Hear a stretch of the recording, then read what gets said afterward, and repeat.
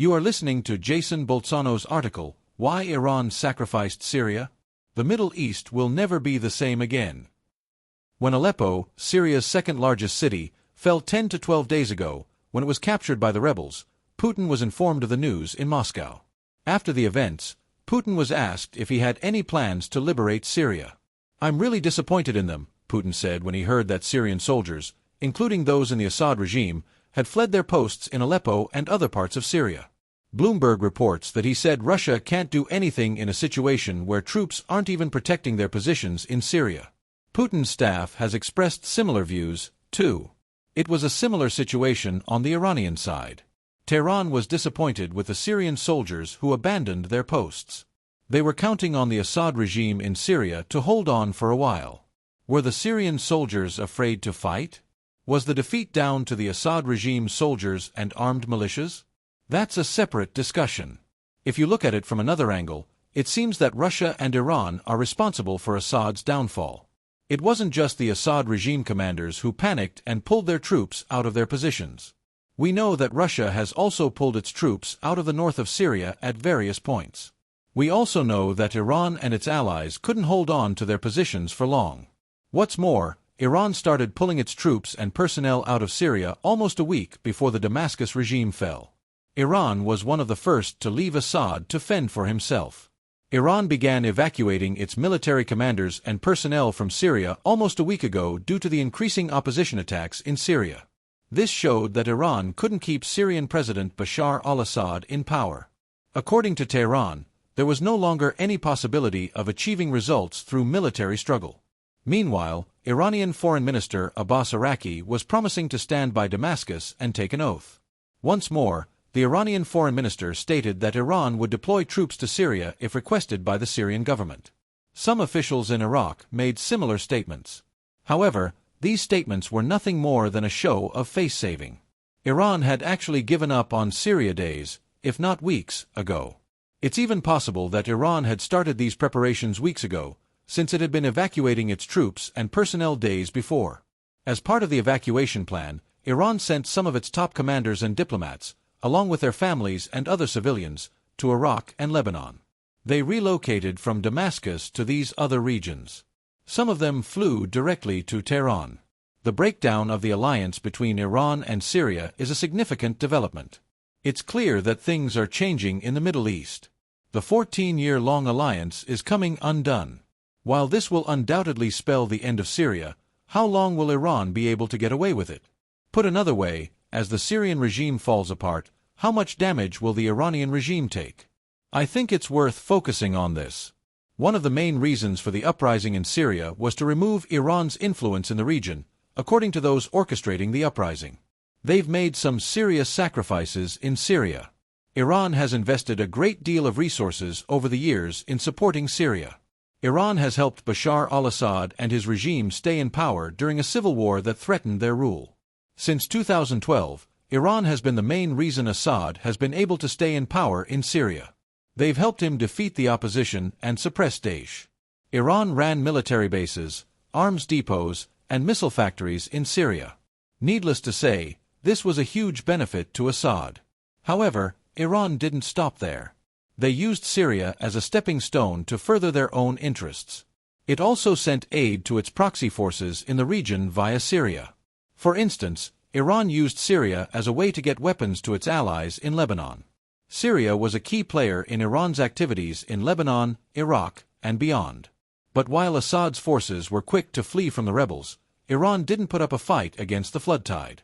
As a matter of fact, they pulled their armed men to safety. Just a few days before Damascus fell, Iran's men weren't helping the Assad regime. They were busy fleeing the country and saving themselves. This is a pretty remarkable transformation. Iran is not only turning its back on Bashar al-Assad, its closest Arab ally, but it is also giving up, being forced to give up, everything it has built and fought for 40 years to preserve in Syria, its main pillar in the Arab world. It seems inevitable that the collapse of Iran's partnership with Syria will reshape the balance of power in the Middle East. The axis of resistance, which includes Iran and its allies in Lebanon, the Palestinian territories, Syria, Iraq, and Yemen, is likely to weaken and even collapse. We're likely to see a strengthening of the alliance between Israel and the Arab states. Maybe some of the Arab states that have been working with Israel in secret will come out of the shadows after this. It's not hard to imagine Saudi Arabia, the United Arab Emirates, and even Kuwait being pleased about Iran's forced withdrawal from Syria. Given that Iran is pulling out of the region, it makes sense that Israel would want to team up with the Syrian and Iraqi Kurds. For Iran, Syria was the backbone of its regional presence, said Hassan Shamshir, an expert on Iran's proxy militant groups, in an interview with American media from Tehran. Shamshir says that everything Iran sends to the region goes through Syria. From now on, it'll be tough to keep these channels open. Simply put, Syria is no longer a bridge for Iran to reach Lebanon. So, Iran will have to use its air power or send reinforcements to Lebanon by sea. It's more likely that these will be blocked by Israel. In other words, it looks like Iran's policies in Syria, Lebanon, and Palestine have all fallen apart. It seems likely that this collapse, the collapse of Iran's Middle East policy, is going to speed up from now on. The Iranian government was caught off guard by how quickly the rebels in Syria were gaining ground and how quickly the Syrian army was abandoning its bases. They didn't see it coming either. But by midweek, as the rebels took over city after city, from Aleppo to Hama, from Deir ez-Zor to Dara, there was a sense of panic and alarm across the country. This sense of panic wasn't just in Syria. It was also in Tehran and in the administrative buildings there. People were scared. Iranian officials said they'd stick by Assad, publicly. But as the occupation continued, it became clear that Tehran's hopes were in vain and that the process was irreversible. Former Iranian Vice President Mohammad Ali Abtahi shared a message on Twitter, saying, "The Syrian government's defeat of Islamist extremists will go down as one of the most important events in Middle Eastern history. The resistance in the region will be left without support, and Israel will become the dominant power in the region." Former Iranian Vice President Mohammad Ali Abtahi and Iranian Foreign Minister Abbas Araki went to Damascus, Baghdad, and the Qatari capital Doha for talks on Syria. They initially came across as pretty defiant and said they were fully behind Syria. But between the lines, he seemed to suggest that Assad's fate was in God's hands and that there was nothing more that could be done. So, from Iran's perspective, is it simply a matter of power? There are other things to consider here. Did Iran not help Syria because it couldn't afford it, or did it avoid taking risks to protect itself? Put another way, did it prioritize life over death? If Iran had sent troops to Syria, this influx and these attacks could have been stopped, or at least slowed down. But Iran didn't lift a finger to help Syria at all. What can we take away from this? I saw an internal memo from the Iranian Revolutionary Guards in today's edition of the New York Times. The New York Times was looking at documents that were likely picked up by American intelligence.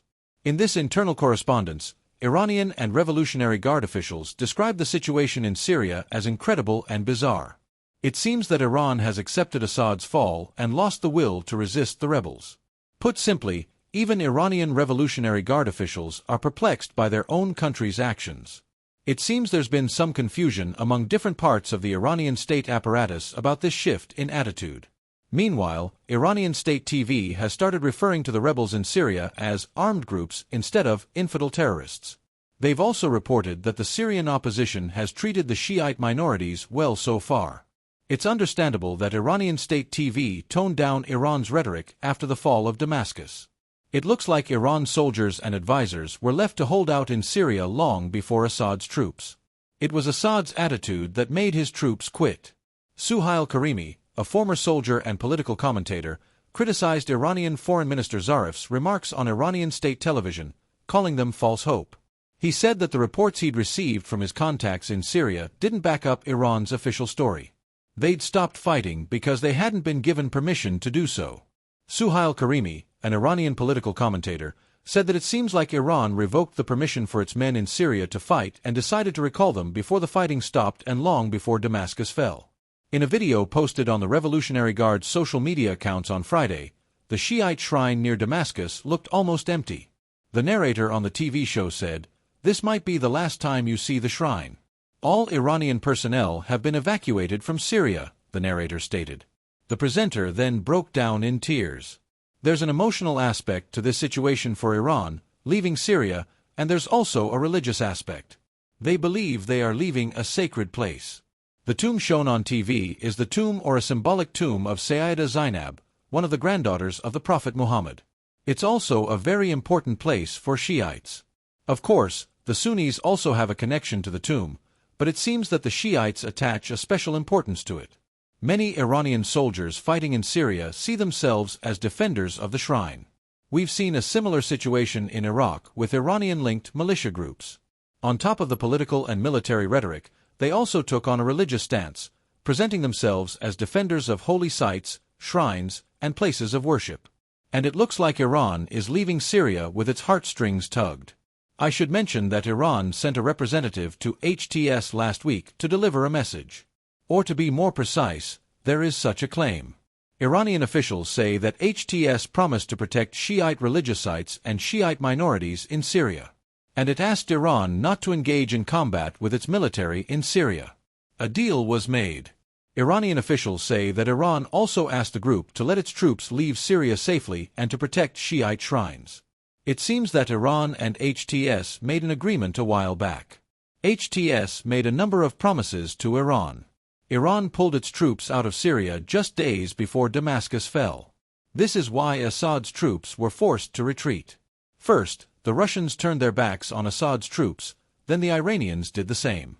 With no ammunition, demoralized troops, and a shortage of personnel, Assad's troops could only hold out for so long. While Iranian armed groups were able to leave Syria safely, Syrian soldiers were left to flee for their lives under the protection and permission of HTS. So, at this point, I think it's important to ask and repeat this question. Why didn't Iran get involved? The first reason is that Iranian-aligned forces have suffered some serious setbacks in Syria and Lebanon. Hezbollah lost its leadership and thousands of militants in Lebanon and Syria. It'll probably take months or even years for Hezbollah to recover. Israel and the U.S. have also destroyed some of the weapons and ammunition depots belonging to Iranian forces in Syria. As the opposition rebels spread from the north to the south, many of their logistics depots have fallen into rebel hands. It was tough for Iran to find replacements. This is going to take some time, because Iran doesn't have a lot of air power. They actually tried to do that, but 2 Iranian planes were intercepted and turned back by Israeli planes in Syrian skies and airspace. The Israeli planes told the Iranian planes, "If you keep going, we'll shoot you down. So, just turn back safely." The 2 Iranian planes couldn't land in Syria and had to turn back. Israel says the planes were carrying weapons. The Americans and the American-backed PYD forces also kept a close watch at the Iraqi border crossing and other crossing points. Iranian or Iranian-affiliated forces weren't allowed to enter Syria.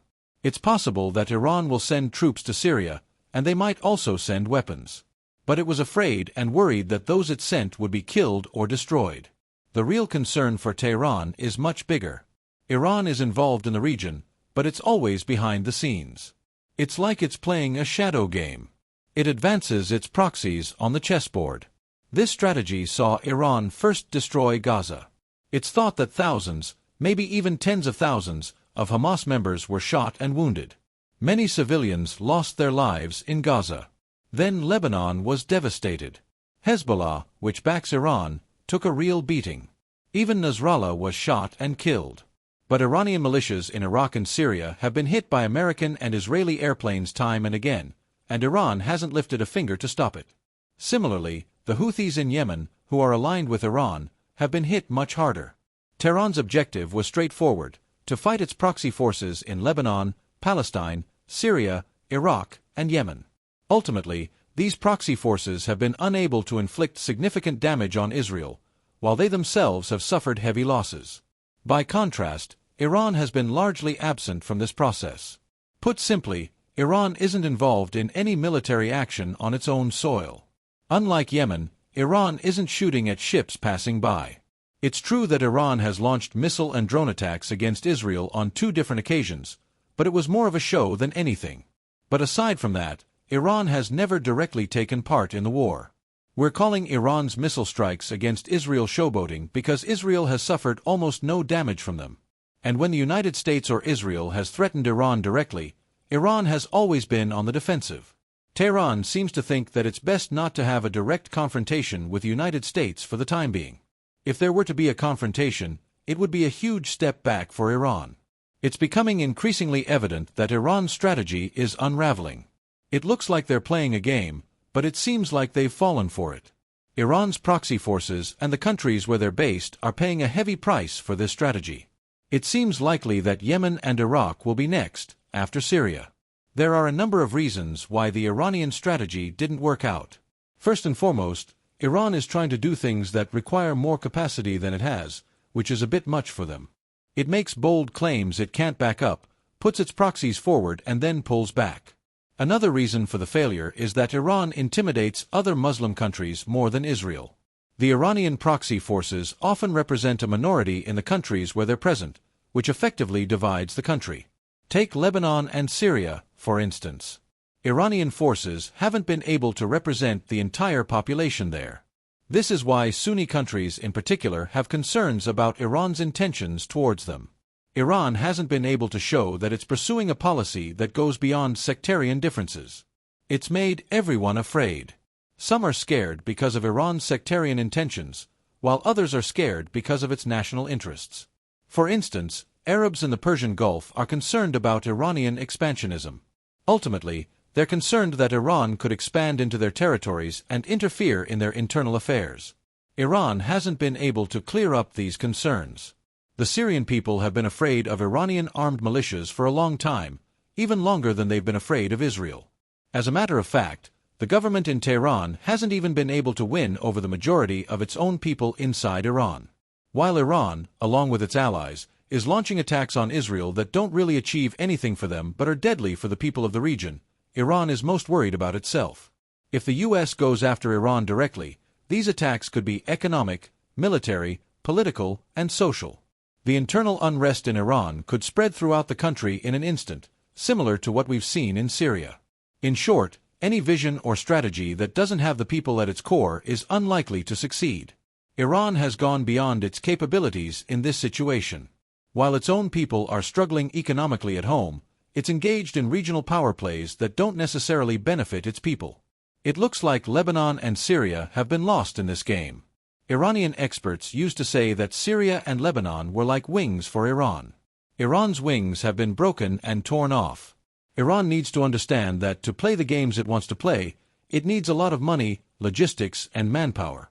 It's also important to have the right technology. It doesn't look like Iran has any of these things. The real risk for Iran now is that Trump will be elected again and start applying maximum pressure on Iran. That's what everyone in Washington is talking about these days. A policy of maximum pressure on Iran. It's unclear what the outcome will be. Heavier economic sanctions and a tighter noose around Iran. Who knows? Maybe it'll be destabilization from the Pakistan border, maybe from the Afghanistan border, maybe from the Iraqi border. Trump said he wouldn't send troops. Based on what we've seen and experienced so far, we can say with confidence that, is it more risky for the U.S. to send troops directly to a region, or to deal with a region without troops? We'll see what happens. The Middle East is undergoing a major reshuffle. We'll have to wait and see who comes out on top. But it seems that Iran is probably the biggest loser so far. And it looks like the game is just getting started. We're hoping the upheaval in the region will soon subside and some semblance of order will be restored. A new order that will benefit the people of the Middle East. Thanks for watching.